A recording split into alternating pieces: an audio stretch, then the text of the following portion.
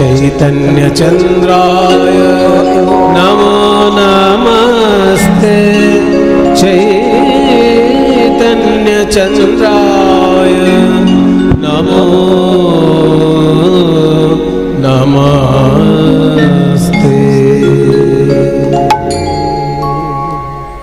जय निताय। उपस्थित सकल गौर गोविंद अनुरागी भक्तबृंद सबार श्री चरणे आमार कोटि कोटि दंडवत प्रणाम।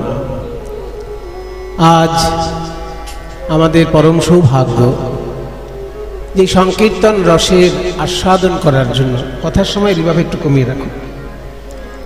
संकीर्तन रसेर आस्वादन करार जन्य आमरा सकले समবেত হয়েছি এখানে। भगवान श्रीकृष्ण तार लादिनी शक्ति स्वरूपिणी श्री राधारानी जुगले विराज करছেন, तारই संगे प्रेमेर ठाकुर श्री गौरांग महाप्रभु और तार अभिन्न तत्व श्री नित्यानंद प्रभु এই দুইজন বিরাজ করছেন। তাদের সম্মুখে আজকে আপনারা সমবেত হয়েছেন এই কীর্তনের রস আস্বাদন করার জন্য। বাংলার কীর্তনের একটা বিরাট বড় ইতিহাস আছে। সেই ইতিহাসের শুরুর দিকে যারা ছিলেন তাদের খুব বেশি নাম পাওয়া যায় না, একজন দুজনের নাম আমরা ইতিহাসের শুরুর দিকে পাই। যেমন ধরুন জয়দেব গোস্বামী, তার লেখা গীতগোবিন্দম, এই গীতগোবিন্দ কাব্য যখন বাংলার বুকে গাওয়া হতো সেই যুগটা লক্ষণ সেনের সময়, এবং তারপরে জনসাধারণের মধ্যে যে কৃষ্ণ কীর্তনের প্রচার ছিল তার একটা খুব গোছানো সাহিত্য রচনা করেছিলেন বড়ুচণ্ডী দাস। তার শ্রীকৃষ্ণ কীর্তন কাব্যে আমরা চৈতন্য পূর্ববর্তী কীর্তন গানের যে সাহিত্য সেটা আমরা পাই। এবার সুর যদি কেমন ছিল বলেন, সেগুলো কিন্তু পরবর্তী কীর্তনের মধ্যেই সঞ্চারিত রয়ে গেছে। খুব বিশেষভাবে দেখানো সম্ভব নয় যে এটাই ওই সুর ওটাই সেই সুর, কিন্তু তবুও মিলেমিশে আছে। যেমন অনেকগুলো সুর এখনো কীর্তনের নিজস্ব সুর বলেই পরিচিত। সারা ভারতবর্ষে শাস্ত্রীয় সঙ্গীতে নানা রকমের রাগ প্রচলিত আছে, মানে কয়েক হাজার রাগ রাগিনী আছে সঙ্গীতজ্ঞদের মধ্যে বিচরণ করছে। কিন্তু কীর্তনের নিজস্বতা রয়েছে ভারতের শাস্ত্রীয় সঙ্গীতের পূর্ব দিকের যে অংশ, অর্থাৎ বাংলা, বিহার, উড়িষ্যা, এই যে দিকটা, আর বাংলার পূর্ব দিকে যদি আরও ধরি মণিপুর, ত্রিপুরা ইত্যাদি, এই গোটাটা পূর্ব ভারত। ওদিকে বিহার, উড়িষ্যা থেকে শুরু করে পূর্ব দিকটা সবটাই পূর্ব ভারত। এই পূর্ব ভারতে যে সঙ্গীত রীতি প্রচলিত ছিল সেই সঙ্গীত রীতি কিন্তু এখন বাংলার কীর্তন গানের মধ্যেই ধরে রাখা আছে। যেমন ধরুন বেহাগ রাগের একটা সুর, কীর্তনের বেহাগ রাগ শুনলে আর বর্তমানে খেয়াল গানে যে বেহাগ রাগের সুর আছে তার পার্থক্যটা বোঝা যায় যে কোনটা আমাদের পূর্ব ভারতে বেহাগ হিসেবে প্রচলিত ছিল। ঠিক একইভাবে অন্যান্য সুর, যেমন একটা আছে পটমঞ্জরি সুর। এই পটমঞ্জরি রাগটা কীর্তন গানে এখনো একইভাবে গাওয়া হয়, কিন্তু পটমঞ্জরিতে কাউকে খেয়াল চট করে গাইতে শুনবেন না। পটমঞ্জরি রাগে নজরুল ইসলামের গান আছে, কিন্তু খেয়াল গান চট করে শোনা যায় না। বাংলার কীর্তন গানে পটমঞ্জরি রাগেরও কিন্তু রূপ আছে। কাজেই এক কথায় যেটা বলা যায় যে ভারতের পূর্ব দিকের যে শাস্ত্রীয় সঙ্গীত সেটা কিন্তু কীর্তনের মধ্যে ধরে রাখা আছে। তবে হ্যাঁ, খুঁজে বার করাটা খুব কঠিন কাজ, খুব গবেষণার কাজ। আমাদের এই বাংলার কীর্তনের মধ্যে চৈতন্য মহাপ্রভুর ঠিক পরের যে প্রজন্ম, তাদের মধ্যে নরোত্তম দাস ঠাকুর মহাশয় এই কীর্তনকে রাগরাগিনীর আশ্রয়ে একটা সুচারু রূপে নিবদ্ধ করেছিলেন। সেই নরোত্তম দাস ঠাকুর সম্পর্কে আজকে আমরা একটু শুনবো, জানব। নরোত্তম দাস ঠাকুরের দুটো পরিচয়, একদিকে তিনি বৈষ্ণব আচার্য আর একদিকে তিনি সঙ্গীতাচার্য। কারণ রাগরাগিনী তিনি নিজে যতটা জানতেন উত্তর ভারতে গিয়ে আরও সমৃদ্ধ হয়েছিলেন। যেহেতু তিনি রাজপুত্র ছিলেন, তাই রাজকীয় সঙ্গীতের যে রূপ রীতি সেগুলো তার ভিতরে ছোটবেলা থেকেই আগে থেকেই প্রবেশ করেছিল। তারপর সে আরও উত্তর ভারতে গিয়ে বৃন্দাবনে থেকে যখন উত্তর ভারতের সঙ্গীতের সঙ্গে পরিচিত হলেন, সেইটাকে নিয়ে বাংলার কীর্তন গানে এমন একটি রূপ দিলেন, সেটা বাংলার নিজস্ব শাস্ত্রীয় সঙ্গীত হয়ে রইল। সেই কীর্তন গানের নামটা হচ্ছে গড়ানহাটি কীর্তন। কীর্তনের অনেক ভাগ আছে, যে কীর্তন গানে রাগরাগিনীকে আশ্রয় করে এবং আখর কম দিয়ে যে কীর্তন গান গাওয়া হতো সেটা গড়ানহাটি কীর্তন। আর সেই গড়ানহাটি কীর্তনের প্রতিষ্ঠাতাই হচ্ছেন নরোত্তম দাস ঠাকুর মহাশয়। আজকে আমরা তার সম্পর্কে জানব। আগে একটু চৈতন্যদেব সম্পর্কে শুনে নি। পদকর্তা চৈতন্যদেব সম্পর্কে বলছেন যে অখিল ভুবন ভরি হরি রসবাদর বরিক্ষত চৈতন্য মেঘে। অর্থাৎ চৈতন্য মহাপ্রভু রূপী যে মেঘ নেমে এলো বাংলার সৌভাগ্যাকাশে, সেই গৌরাঙ্গ মেঘে যে বর্ষণ করল, সেই বর্ষণটা কি না হরি রসবাদর, হরি রসের বন্যা। হরি রসের বন্যা বয়ে গেল, কৃষ্ণ প্রেম রসের বন্যা বয়ে গেল গৌরাঙ্গ মেঘের দ্বারা। আমরা যে বৃষ্টি দেখতে পাই, আকাশে মেঘ জমে বৃষ্টি হয়, এই বৃষ্টিটা কিন্তু আমাদের যে জল দেয়, সেই জলটা কি জল? বিজ্ঞানীদেরকে জিজ্ঞেস করবেন, বিজ্ঞানীরা বলে বৃষ্টির জলে কিন্তু অ্যাসিড মেশানো থাকে। দেখবেন বৃষ্টির জল গায়ে পড়লে ঘামাচি মরে যায়। অনেকে আছে না, গায়ে ঘামাচি থাকলে বৃষ্টির জলে গিয়ে স্নান করে। কারণ কি? বৃষ্টির জলে ঘামাচি মরছে, নদীর জলে মরছে না, পুকুরের জলে মরছে না। কেন মরছে না? না, বৃষ্টির জলে অ্যাসিড আছে, সেই জন্য ঘামাচি মরে যাচ্ছে। তাহলে বৃষ্টির জল ঠান্ডা জল, ভালো জল, ভালো জল তো বটেই, কিন্তু তাতে অ্যাসিড মেশানো আছে। আর আমার গৌরাঙ্গ মেঘ থেকে যে বৃষ্টি নেমে এলো, সেই বৃষ্টি হচ্ছে প্রেমের বৃষ্টি। কৃষ্ণ প্রেমের বন্যায় ভাসিয়ে দিল। কোথায় ভাসিয়ে দিল? অখিল ভুবন ভরি, সারা বিশ্ব ব্রহ্মাণ্ডকে যেন প্লাবিত করলো কৃষ্ণ প্রেমের বন্যায়। অখিল ভুবন ভরি হরি রসবাদর বরিক্ষত। বরিক্ষত মানে বর্ষিত হচ্ছে। কোথা থেকে? চৈতন্য মেঘে। আর সেই মেঘের প্রেম জল যারা পান করছে তারা কারা? না, বৃষ্টির জলের জন্য যারা আশা করে বসে থাকে তাদেরকে বলে চাতক পাখি। চাতক পাখি অন্য জল খায় না, সে শুধু বৃষ্টির জলের জন্য আকাশের দিকে তাকিয়ে থাকে। ঠিক তেমনি গৌরাঙ্গ মেঘ থেকে যখন প্রেমের বৃষ্টি ঝরে পড়ছে, তখন ভকত চাতক যত তারা পিবি পিবি অবিরত। ওই ভকত চাতক যত প্রেম পিবি পিবি অবিরত।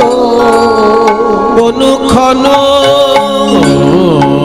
প্রেম ধন মাগে, তারাই অনুক্ষণ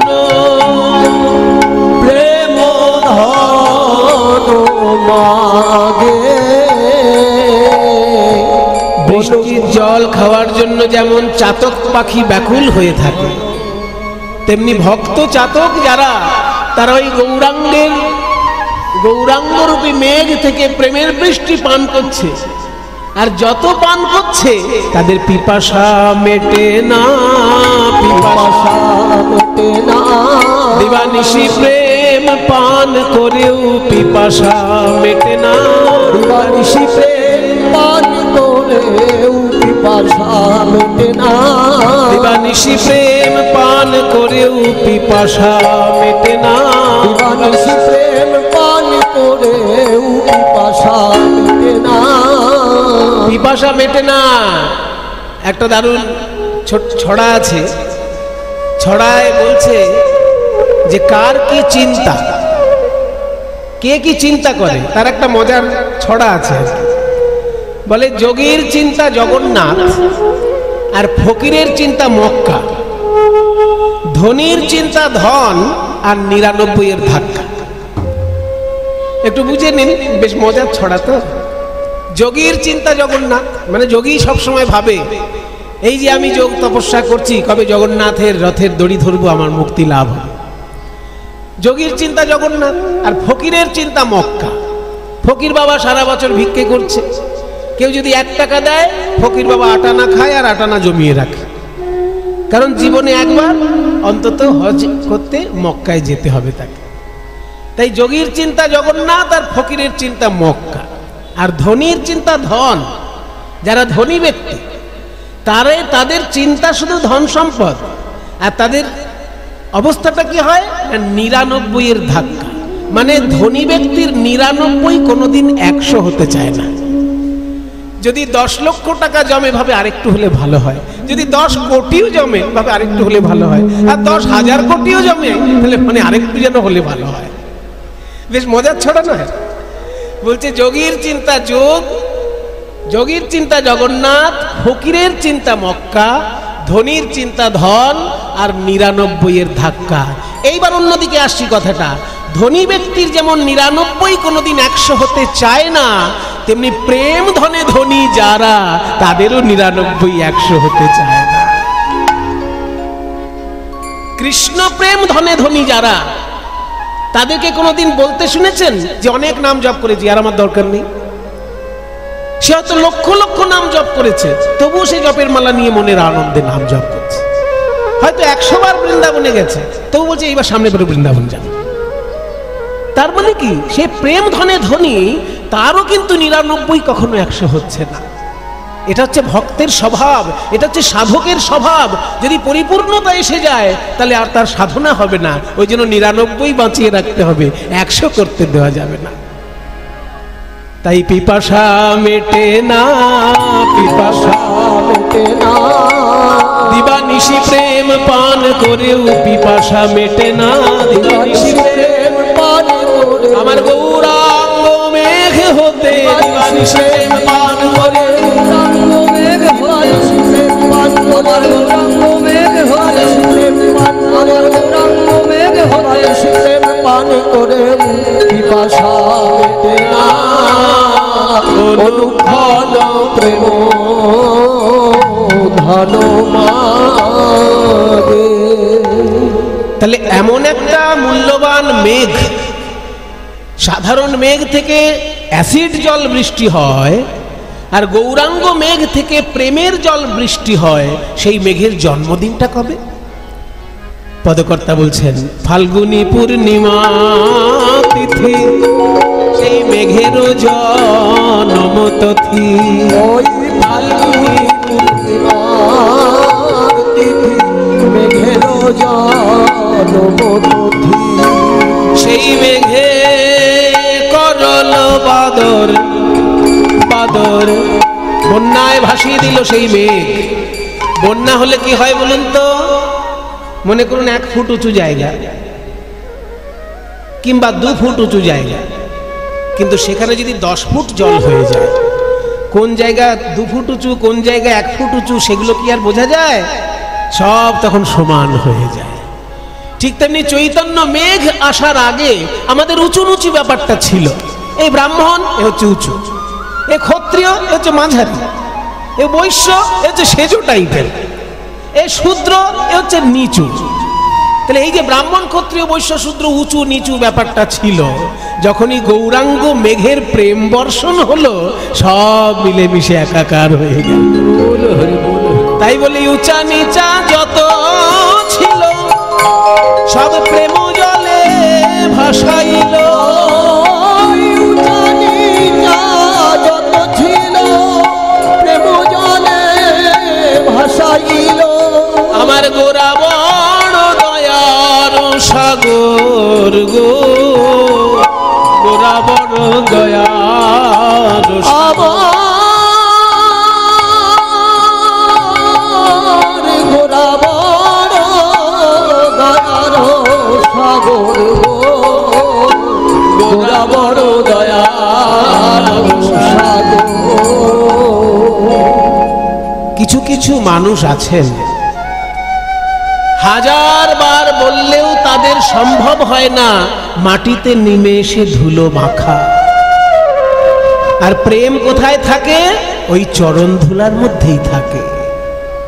তাই যেহেতু তাদের সম্ভব হলো না নিচে নেমে এসে চরণ ধুলা মেখে প্রেম গ্রহণ করা, তাই মহাপ্রভু কি করলেন? ওই প্রেম আবার উপরে পৌঁছে দিলেন। তারা যেখানে আছে সেখানেও প্রেম পৌঁছে দিলেন। দেখবেন জলের ধর্ম হচ্ছে নিচের দিকে যাওয়া, তাই তো জল সব সময় নিচের দিকে যায়। কিন্তু জলে যদি যন্ত্রযোগ হয়, মানে জলে যদি একটা মোটর মেশিন লাগিয়ে দেওয়া হয়, পাম্প মেশিন লাগিয়ে দেওয়া হয়, তাহলে সেই জল 5 তলা 10 তলার উপরে উঠে যাচ্ছে। ঠিক তেমনি যারা অভিমান মঞ্চে বসে আছে, নিচে নামতে পারলো না, প্রেম পেল না, মহাপ্রভু কি করলেন? একজন ভক্তরূপী যন্ত্রের মাধ্যমে সেই প্রেম সর্বস্তরে পৌঁছে দিলেন। তাই পদকর্তা বলছেন, জীবেরে করিয়া যন্ত্র হরি নাম মহামন্ত্র। ওই জীবে করিয়া যন্ত্র হরি নাম মহামন্ত্র। দিল ঘরে ঘরে প্রেমের অঞ্জলি গো। দিল ঘরে ঘরে প্রেমের অঞ্জলি গো। পাপি তাপি যত ছিল প্রেম জলে ভাসাইল, বাড়িল গৌরাঙ্গ ঠাকুরানী। পাপি তাপি যারা ছিল তাদের দু একজন নাম বলুন। পদকর্তা বলছি, জগাই মাধাই পাপি ছিল, তারাও প্রেমে উদ্ধারিল। ওই জগাই মাধাই পাপি ছিল, তারাও প্রেমে উদ্ধারিল। হেন জীবে বিলাবল দয়া গো। প্রভু হেন জীবে বিলাবল দয়া গো। তাই দাস সদা বলে, আমি মিছে রইনু মায়া জালে। শিবানন্দে বলে, আমি মিছে রইনু মায়া জালে। মহাপ্রভু মোরে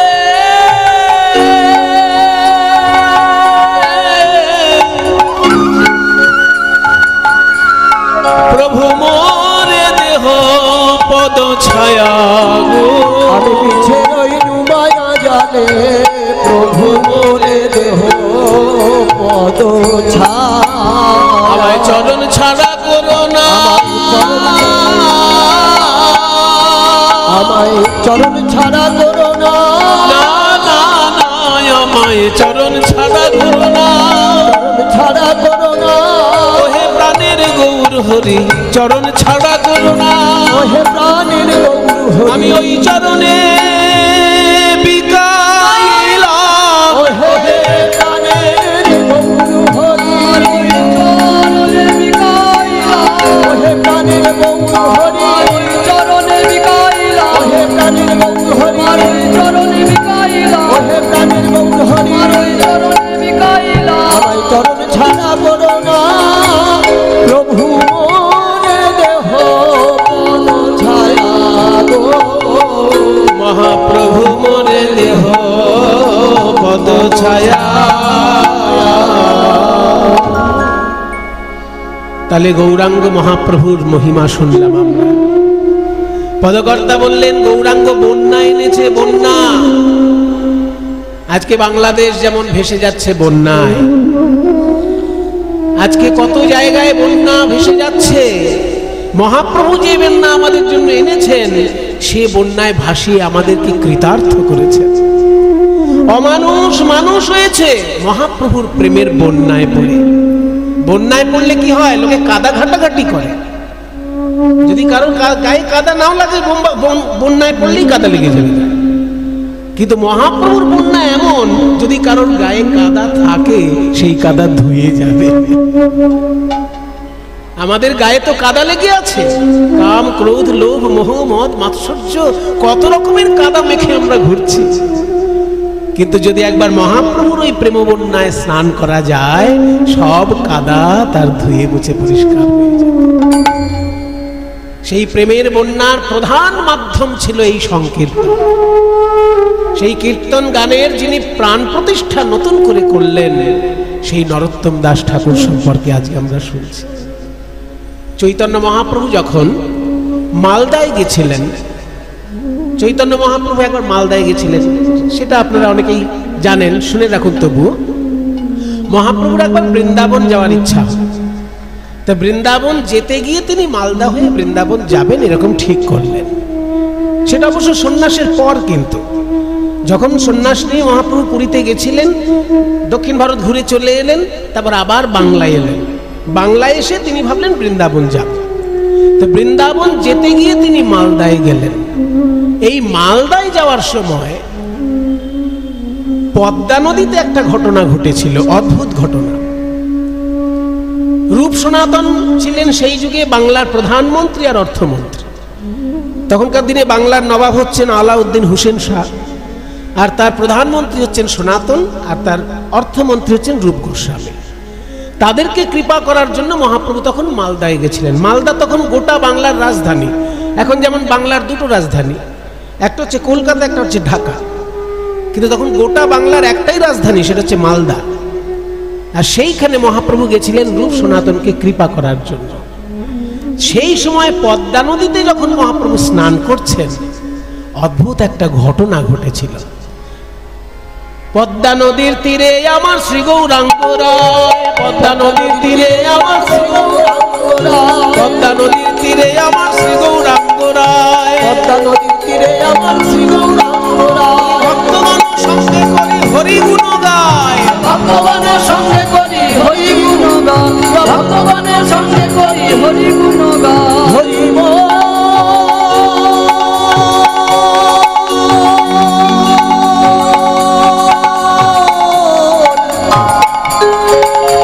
হরি বল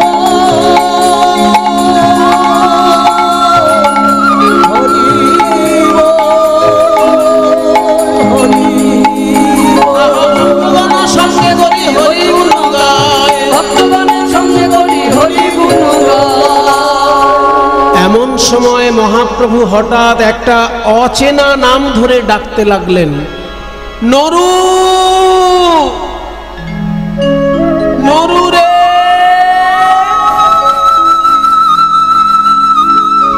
নরু।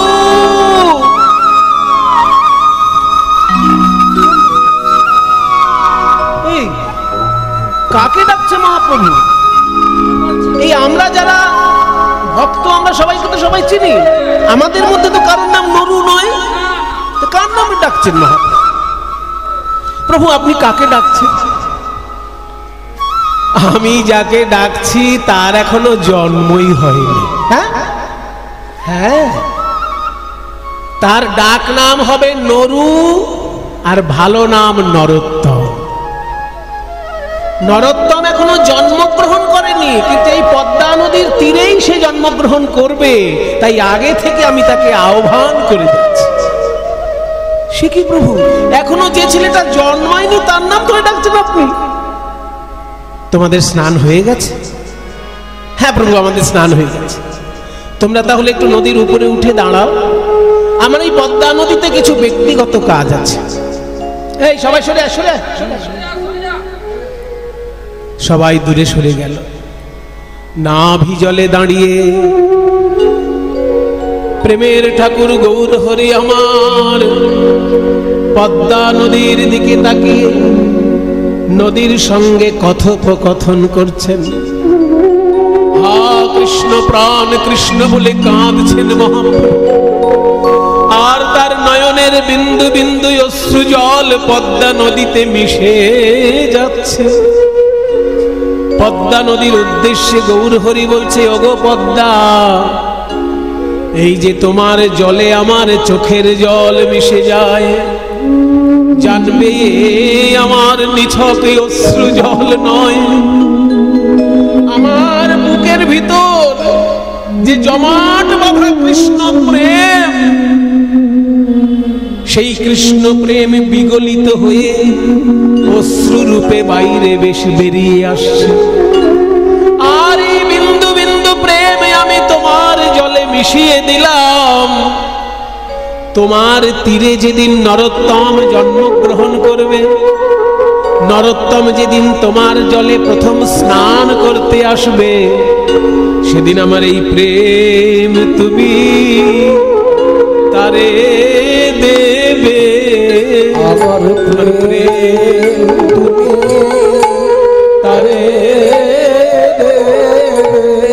যেদিন নরোত্তম স্নান করতে আসবে আমার প্রেম তুমি তারে দেবে। যেদিন নরোত্তম স্নান করতে আসবে আমার প্রেম তুমি তারে দেবে। যেদিন নরোত্তম স্নান করতে আসবে তোমার জলে আমার এই কৃষ্ণ প্রেম তাকে সমর্পণ করবে। এগুলো অদ্ভুত কথা, অলৌকিক কথা, সাধারণ লোকের বিশ্বাসযোগ্য নয়, কিন্তু ঘটেছে। পদ্মা নদী বলছি, ওগো মহাপ্রভু, আমার জলে তো প্রতিদিন হাজার হাজার মানুষ স্নান করে, কে নরোত্তম আমি কেমন করে বুঝবো? মহাপ্রভু বললেন এইটা একটা দামি কথা। হাজার হাজার লক্ষ লক্ষ লোক পদ্মা নদীতে স্নান করছে, নরোত্তম দাসটাকে চিনবে কি করে? বলে তাহলে তাকে চেনার একটা উপায় শোনো।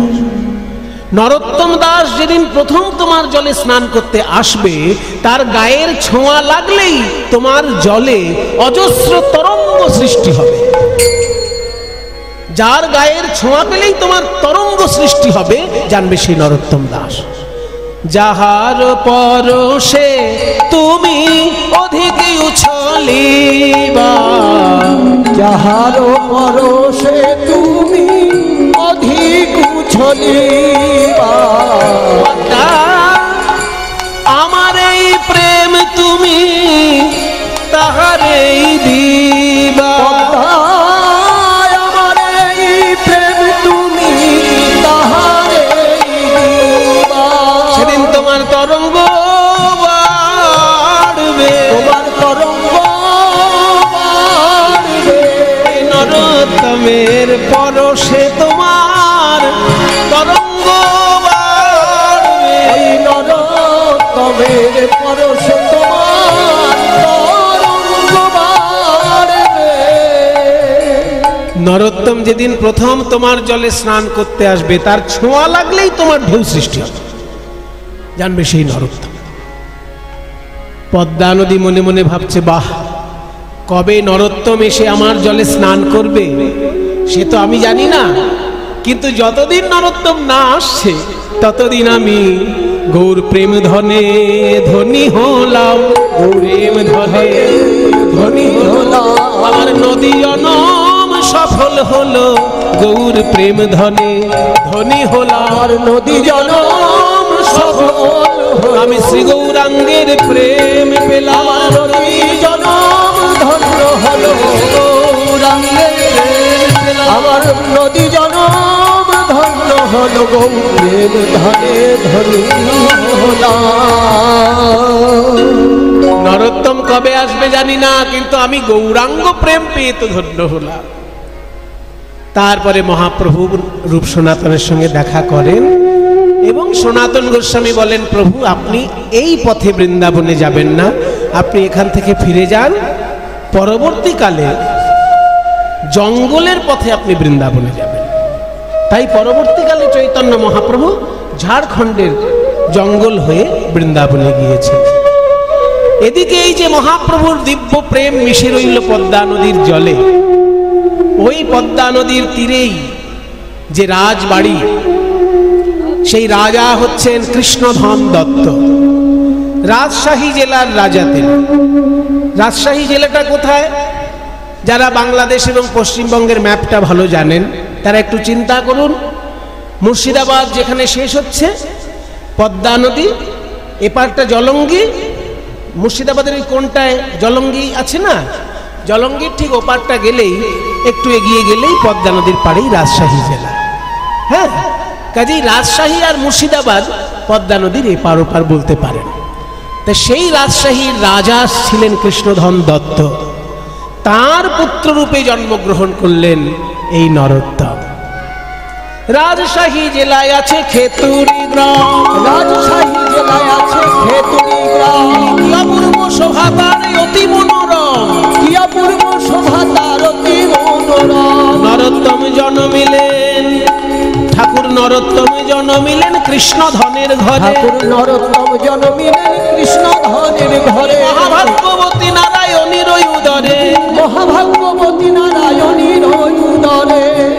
কৃষ্ণধন দত্ত মহাশয়ের স্ত্রীর নাম নারায়ণী দেবী। রানী মা নারায়ণী দেবীর গর্ভে জন্মগ্রহণ করল নরোত্তম, রাজপুত্র নরোত্তম। এবার রাজার ছেলে বলে সারা রাজ্যেরই আনন্দ। কোন দেশে যদি রাজপুত্র জন্ম নেয়, দেশের লোকের আনন্দ হবে না? অনেক লোক দেখতে গেছে রাজপুত্র, তা আমাদের পাড়া থেকে ইনি গেছিলেন। এনাকে জিজ্ঞেস করি কেমন হয়েছে। ও কৃষ্ণদা, এদিকে আসুন। রাজপুত্র দেখতে তো হাজার হাজার লোক গেছে, আপনিও তো গেছেন, তা কেমন লাগলো? কেমন? আমার ভালো লাগেনি। রাজপুত্র দেখেছেন? রাজপুত্র হবে বেশ নাদুস নুদুস চেহারা, হ্যাঁ। কালো। ও কালো বলে আপনার পছন্দ হয়নি? এই দেখুন, এইসব লোক কিরকম হয় জানেন? এইসব লোকগুলোকে বলে বিশ্ব নিন্দক। রাজপুত্র কালো হয়েছে সেই জন্য ওনার মনটা খারাপ। শুনুন বিশ্ব নিন্দক কেমন হয়। একজন আছে নিমন্ত্রণ বাড়িতে খেয়ে বেড়ায়, আর খেতে গেলেই কিছু না কিছু একটা নিন্দে করে। আজকের শুক্তোটা ভালো হয়নি। অন্য একদিন বলে আজকে মুগের ডালটা একদম খারাপ হয়েছে। অন্য একদিন বলছে কি তরকারি হয়েছে, এটা খাওয়া যায়? মানে নিমন্ত্রণ বাড়িতে গেলেই সে কোনো একটা নিন্দে করবে। এবার একটা নিমন্ত্রণ বাড়িতে সে গেছে, কোনোটাই খারাপ হয়নি, সব আইটেম খুব ভালো হয়েছে, সমস্ত লোক প্রশংসা করতে করতে যাচ্ছে। এবার ওই লোকটার কাছে সবাই এসেছে যে আজকের নিমন্ত্রণ বাড়িতে তো সব রান্না ভালো হয়েছে, আপনার মত কি? তখন সেই লোকটা বলছে সবাই যখন ভালো বলছে তো ভালোই হয়েছে, তবে এত ভালো না। দেখুন সেখানেও বলছে আবার এত ভালো না। এই বিশ্ব নিন্দুককে নিয়ে বড় মুশকিল। শুনুন মশাই, রাজার ছেলে কালো হয়েছে বলে চিন্তা করবেন না, কারণ সোনার আংটি সোজা হলেও যত টাকা ভরি, বাঁকা হলেও তত টাকাই ভরি। মানে তুমি বলছো নাই মামার থেকে কানা মামাই ভালো। নরোত্তম জন্মিলেন কৃষ্ণ ধনের ঘরে, নরোত্তম জন্মিলেন কৃষ্ণ ধনের ঘরে। মহাভাগ্যবতী নারায়ণীর উদরে, মহাভাগ্যবতী নারায়ণীর উদরে। উলুধ্বনি শঙ্খধ্বনি করে নারীগণ, উলুধ্বনি শঙ্খধ্বনি করে নারীগণ। বাহু তুলে জয়ধ্বনি করে ভক্তগণ, বাহু তুলে জয়ধ্বনি করে ভক্তগণ। আনন্দ ধরে না, আনন্দ ধরে না, আনন্দ ধরে না, আনন্দ ধরে না। ওই রাজপুত্র হলো বলে আনন্দ ধরে না, রাজপুত্র হলো বলে আনন্দ ধরে না। সারা রাজ্যের লোক রাজপুত্রের জন্ম হয়েছে বলে আনন্দ করছে, কিন্তু রাজা মনে মনে চিন্তা করছেন যে আমার ছেলে রাজ ঐশ্বর্যে বড় হয়ে যেন শিক্ষা থেকে বঞ্চিত না হয়, সেই জন্য ছোটবেলা থেকেই ভালো জায়গায় পড়াশোনার ব্যবস্থাটা করতে হবে। রাজা চিন্তা করছেন ছেলের পড়াশোনা নিয়ে। তখনকার দিনে রাজশাহী জেলার সব থেকে বড় পণ্ডিত ছিলেন কৃষ্ণদাস পণ্ডিত মহাশয়। তাকে গিয়ে ধরলেন রাজা যে আমার ছেলের শিক্ষার দায়িত্ব দয়া করে আপনি নিন, কারণ আপনি রাজশাহীর সব থেকে বড় পণ্ডিত। পণ্ডিত মশাই বললেন মহারাজ আপনার অনুরোধ আমি রাখতে পারি, কিন্তু আপনার ছেলে রাজপুত্র বলে আলাদা কোনো সুযোগ আমি দিতে পারবো না।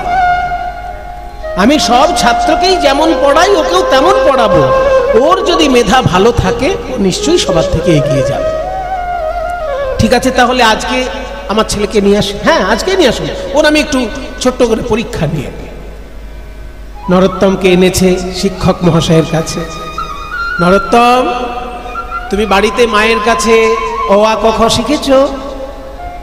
হ্যাঁ পণ্ডিত মশাই আমি মায়ের কাছে অ আ ক খ শিখেছি। আচ্ছা এই নাও কাগজ দিলাম, কলম দিলাম, ক দিয়ে কিছু একটা লেখো, খ দিয়ে কিছু একটা লেখো, গ দিয়ে কিছু একটা লেখো, লিখে আমাকে জমা দাও, আমি ঘুরে আসছি। এবার নরোত্তম ওই কাগজ আর কলম পেয়ে কতে কি লিখলেন? এখন যেগুলো বলবো এগুলো নরোত্তম দাসের নিজের লেখা। কয়ে কলিযুগে শ্রীকৃষ্ণ চৈতন্য অবতার, কলিযুগে শ্রীকৃষ্ণ চৈতন্য অবতার। খ খেলিবার প্রবন্ধে কইলেন খোল করতাল। খেলিবার প্রবন্ধে কইলেন খোল করতাল। গ গড়াগড়ি যান প্রভু নিজ সংকীর্তনে। গড়াগড়ি যান প্রভু নিজ সংকীর্তনে। ঘ ঘরে ঘরে হরিনাম দেন সর্বজনে। ঘরে ঘরে হরিনাম দেন সর্বজনে। উঙ তখনকার দিনে উচ্চ ঈশ্বরে লিখতে হলো উঙয় হস্য দিয়ে লিখতে হতো। উঙ উচ্চ ঈশ্বরে কাঁদেন প্রভু জীবের লাগিয়া। উচ্চ ঈশ্বরে কাঁদেন প্রভু জীবের লাগিয়া। চ চেতন করান জীবে কৃষ্ণ নাম দিয়া। চেতন করান জীবের কৃষ্ণ নাম দিয়া। ছ ছল ছল করে আঁখি নেত্রে জল ঝরে। ছল ছল করে আঁখি নেত্রে জল ঝরে। বর্গের জ জগৎ পবিত্র কইল গৌর কলে মরে। জগৎ পবিত্র কইল গৌর কলে মরে। ঝ ঝলমল ঝলমল ঝলমল ঝলমল ঝলমল ঝলমল ঝলমল ঝলমল মুখ যার পূর্ণ শশধর। ঝলমল মুখ যার পূর্ণ শশধর। এমত না দেখিয়া দয়ার সাগর। এমন না দেখিয়ার দয়ার সাগর। এমন আর নাই আর নাই আর নাই করুণা সিন্ধু অবতার। আর নাই আর নাই করুণা সিন্ধু অবতার। প্রেমের ঠাকুর গৌর হরি। করুণা সিন্ধু অবতার। গৌর হরে করুণা সিন্ধু অবতার। হয় নাই আর নাই এমত না দেখিয়ার দয়ার সাগর। দেখি নরোত্তম কেমন লিখেছ ক খ গ ঘ দিয়ে। যেই কাগজটি নিলেন শিক্ষক মশাই। ক কলিযুগে শ্রীকৃষ্ণ চৈতন্য অবতার। ক্ষয়ে খেলিবার প্রবন্ধে কইলেন খোল করতা। গয়ে গড়াগড়ি যান প্রভু নিজ সংকীর্তনে। ক্ষয়ে ঘরে ঘরে কৃষ্ণ নাম। এ তুমি কি করে লিখলে নরোত্তম? আমি যে কোনো ছোট ছেলে মেয়েকে যখন ক খ গ ঘ দিয়ে লিখতে দিই তারা লিখে কয়ে কাক। আমরা ছোটবেলায় শিখেছি না কয়ে কাক। আরে বাবা কতে কাকও হয় আর কতে কোকিলও হয়। কিন্তু কয়ে যদি আমাদের কোকিল শেখানো হতো তাহলে মিষ্টি মিষ্টি কথা বেরোতো। কিন্তু কয়ে আমাদেরকে শেখানো হয়েছে কাক। কি করে মিষ্টতা আসবে? তা যাদেরকে আমি লিখতে দিই ক খ গ ঘ দিয়ে তারা লিখে কয়ে কাক খয়ে খরগোশ। কিন্তু তুমি কি লিখেছো? কয়ে কলিযুগে শ্রীকৃষ্ণ চৈতন্য অবতার। ক্ষয়ে খেলিবার প্রবন্ধে কইলেন খোল করতাল। গয়ে গড়াগড়ি যান প্রভু নিজ সংকীর্তনে। ঘয়ে ঘরে ঘরে হরিনাম দিন সর্বজনে। তোমাকে আমি কি শিক্ষা দেবো? তুমি তো শিক্ষা নিয়েই যেন জন্মগ্রহণ করেছো নরোত্তম। তবু একজন শিক্ষকের কাছে না আসলে সমাজের শিক্ষা লাভ করা যায় না। তাই আমার কাছে তুমি এসেছো। আমার হৃদয়ে যতটুকু শিক্ষার ভান্ডার আছে নরোত্তম আমি তোমাকে উজাড় করে দেব। তোমার মতো ছাত্র আজ অবধি আমি দেখিনি। সেদিন থেকে নরোত্তমকে শিক্ষা দিতে লাগলেন কৃষ্ণদাস। অল্প বয়সের মধ্যে খুব গভীর পাণ্ডিত্য লাভ করল নরোত্তম। যেদিনকে বিদ্যার শেষ হচ্ছে সেই সমাবর্তনের দিন নরোত্তমকে ডেকে বলছে, শোনো নরোত্তম, আজকে তোমার এখানে শিক্ষা লাভ সম্পূর্ণ। তুমি এবার বাড়ি গিয়ে হয়তো রাজত্ব করবে। একটা কথা আমি তোমাকে যাবার সময় বলে দিতে চাই, সোনার বাংলায় জন্মগ্রহণ করে কেউ যদি প্রেমের ঠাকুর চৈতন্য মহাপ্রভুকে ঠিক ঠিক না চেনে, তাহলে বাঙালি হিসেবে তার জন্ম লাভ পরিপূর্ণরূপে সার্থক নয়।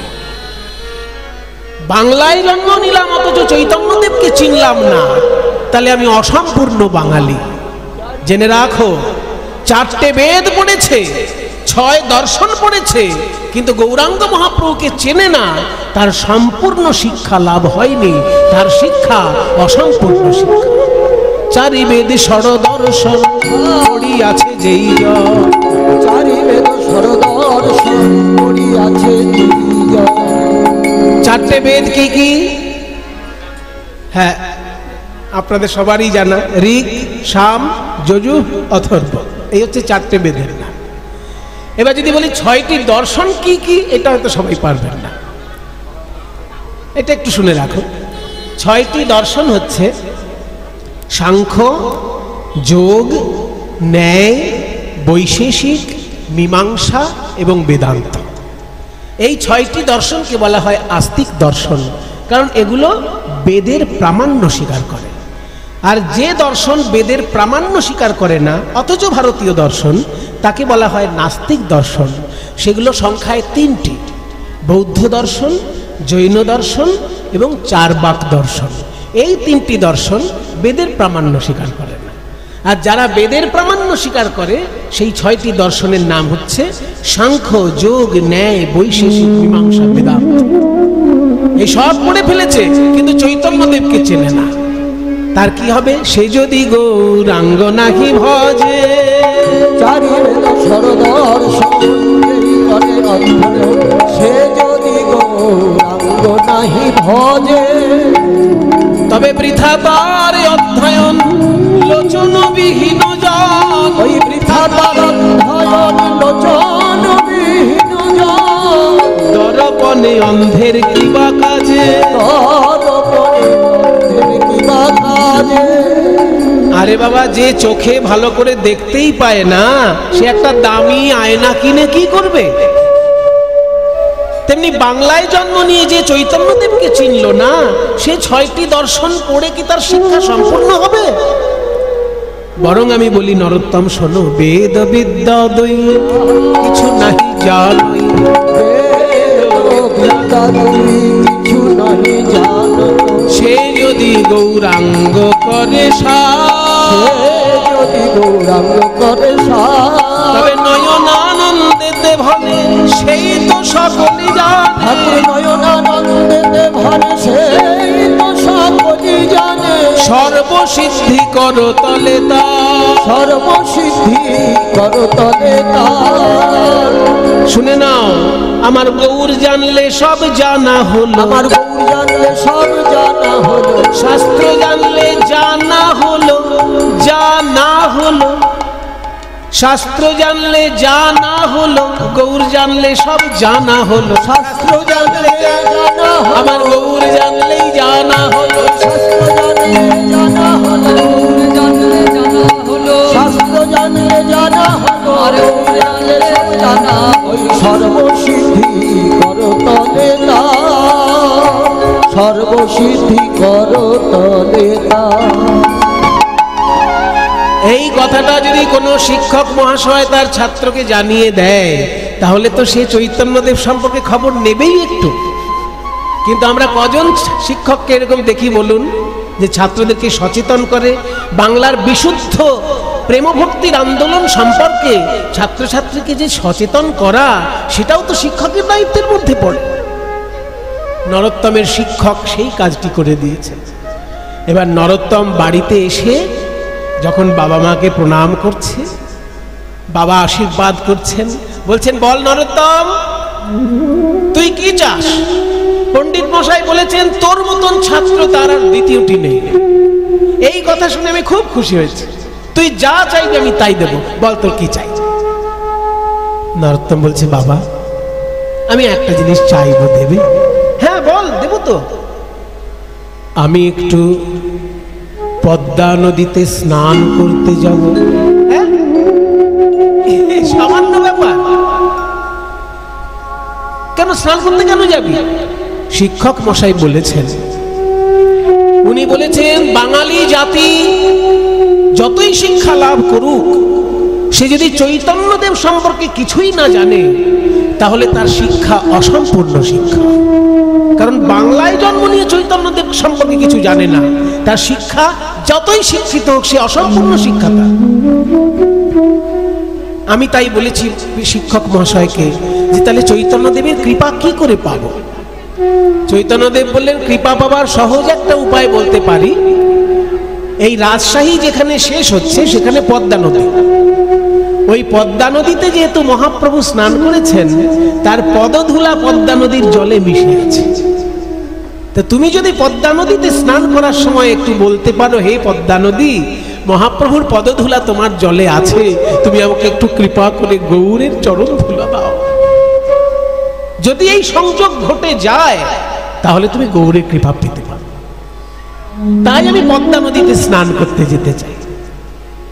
রাজা বললেন আর কি এমন কথা, এগিয়ে আছিস, একটা হাতে নিয়ে আয় কিংবা পালকি নিয়ে আয়, ওই পালকিতে চেপে আমার ছেলে যাবে স্নান করতে।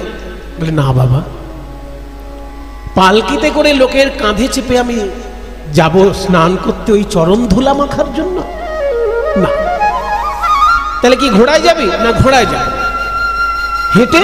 না হেঁটেও যাবো না। যাবি কি করবি? যাবো কি করে?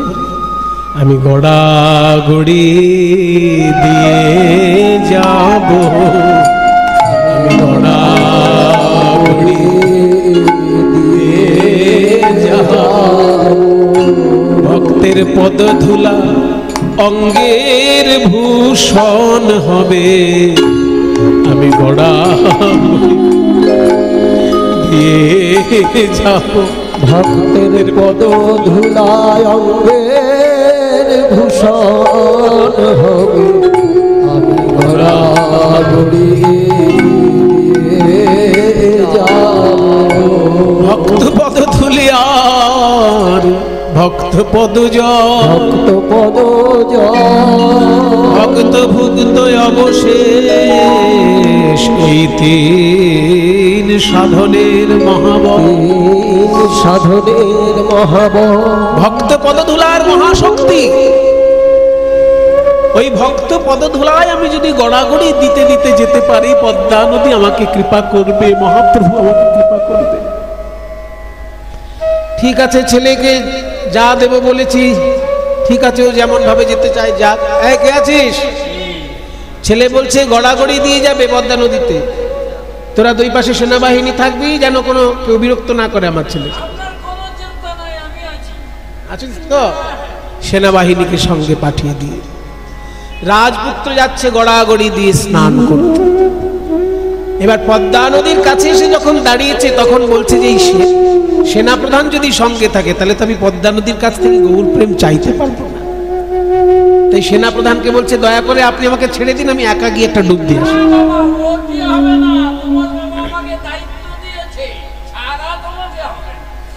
ছাড়বেন না? তাহলে আমি কি করবো জানেন?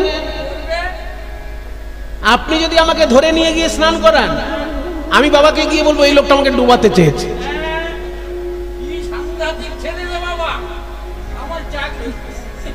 চাকরি নিয়ে টানাটানি। তাহলে আপনি ওখানে দাঁড়ান, আমি যাব, আপনাকে আমি কথা দিচ্ছি আমি বেশি জলে হুড়োহুড়ি করবো না, শুধু একটা ডুব দিয়ে চলে আসবো। এবার নরোত্তম যাচ্ছে। দেখুন, কোন পবিত্র নদীতে স্নান করারও একটা নিয়ম আছে, হুট করে জলে নেমে যেতে নেই। আগে সেই নদীর জল একটু মাথায় দিতে হয়, তারপর জলে নামতে হয়। এবার পদ্মা নদীতে যখনই গিয়ে আগে হাঁটু টেনে বসেছে, তারপর পদ্মা নদীর জল একটু মাথায় দেবে ভাবলো প্রণাম করার জন্য। যেই না প্রণাম করতে গিয়ে পদ্মা নদীর জল ছুঁয়েছে, অমনি কি হলো? সেই যে মহাপ্রভু বলেছিলেন ছোঁয়া লাগলেই ঢেউ সৃষ্টি হবে। প্রণামেরও ছলে জল পরশ করিল, প্রণামেরও ছলে জল পরশ করিল, তখনই পদ্মা নদীর তরঙ্গ বাড়িল। তখনই পদ্মা নদীর তরঙ্গ বাড়িল, তখনই পদ্মা নদীর তরঙ্গ বাড়িল, তরঙ্গ বাড়লো, তরঙ্গ বাড়লো, নরোত্তমের পরশ পেয়ে তরঙ্গ বাড়লো, নরোত্তমের পরশ পেয়ে তরঙ্গ বাড়লো। যেই না প্রণাম করতে গিয়ে নদীতে স্পর্শ করেছে নরোত্তম, অমনি নরোত্তমের ছোঁয়া পেয়ে এমন ঢেউ উঠল পদ্মা নদীতে, এক ঢেউয়ের ঝাপটায় নরোত্তমকে নিয়ে নদী গর্ভে চলে গেল। সেনাপ্রধান যিনি ছিলেন তার তো মাথায় হাত।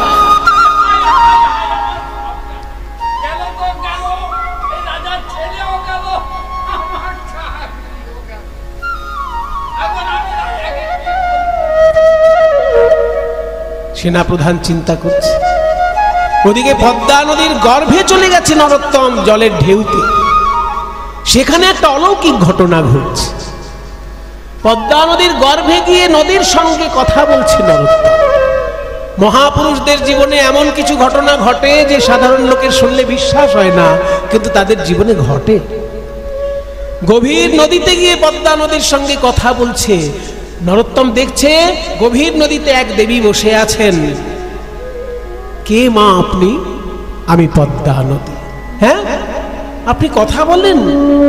সবার সঙ্গে বলি না নরোত্তম, তোমার মতো ভাগ্যবান যদি কেউ থাকে তার সঙ্গে বলি। মা পদ্মা, আমার শিক্ষক বলেছেন চৈতন্য মহাপ্রভু আপনার জলে স্নান করেছেন, তার পদধূলি আপনার জলে আছে, দয়া করে আমাকে সেই একটু গৌরাঙ্গ পদধূলি দিন, আমার জীবন ধন্য হবে। পদ্মা নদী বলছি, ওগো নরোত্তম, তোমার শিক্ষক ভুল বলেননি, মহাপ্রভুর পদধূলি আমার জলে আছে, কিন্তু সে তো সবার জন্য আছে। আর তোমার জন্য যে বিশেষ সম্পদ মহাপ্রভু আমার কাছে রেখেছেন সেটা তো তোমার শিক্ষক জানেন না। আমার জলে দাঁড়িয়ে যখন চৈতন্যদেব কৃষ্ণ বলে কেঁদেছেন, তার হৃদয়ের প্রেম অশ্রু রূপে আমার জলে পড়েছে, তার সেই প্রেম আমি সঞ্চিত রেখেছি। তিনি বলেছেন তুমি আসলে তোমাকে সেই প্রেম সমর্পণ করে দিতে। তাই ওরে নরোত্তম, আয় আমার কাছে, আয় আমার কোলে বস। এতদিন আমি যে গৌরাঙ্গ প্রেমের হৃদয়ে ধারণ করেছিলাম, সেই প্রেম আজকে আমি তোকে দান করব। এতদিন আমি ছিলাম গৌরাঙ্গ প্রেম ধনে ধনী, সেই প্রেম তোকে সমর্পণ করে আজ হতে আমি হলাম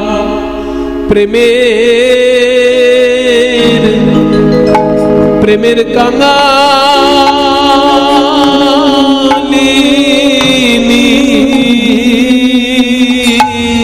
আমি হলাম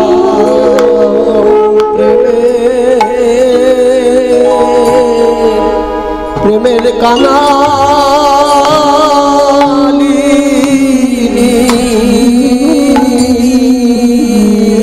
আমি এতদিন ছিলাম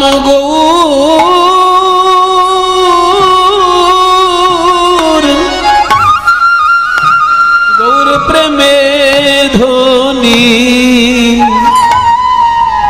নরোত্তম বলে, মা গো, গৌর প্রেম দান করলে তুমি যদি কাঙালিনী হয়ে যাও, তাহলে সেই প্রেমে আমি চাই না, প্রেম আমি চাই না। কাউকে কাঙালিনী করে আমি ধনী হতে চাই না মা, ধনী হতে চাই না মা। পদ্মা নদী বলে, ওরে নরোত্তম, এ ধন সে ধন নয়, কাউকে দিলে পরে সেই ধন শুকায়ে যাবে। গুরু যখন শিষ্যকে দীক্ষা দেয়, তখন গুরুদেব তার হৃদয় হতে প্রেম ভক্তি শিষ্যকে সমর্পণ করে। তাতে কি গুরুদেবের প্রেম ভক্তি কমে যায়? তাই গৌরাঙ্গের প্রেমে আমি তোকে দান করছি বটে, কিন্তু আমি কেন কাঁদছি জানিস? বৈষ্ণব জগতের এই তো স্বভাব, প্রেমে পূর্ণ হয়েও মানে অভাব। অভাব না থাকলে তো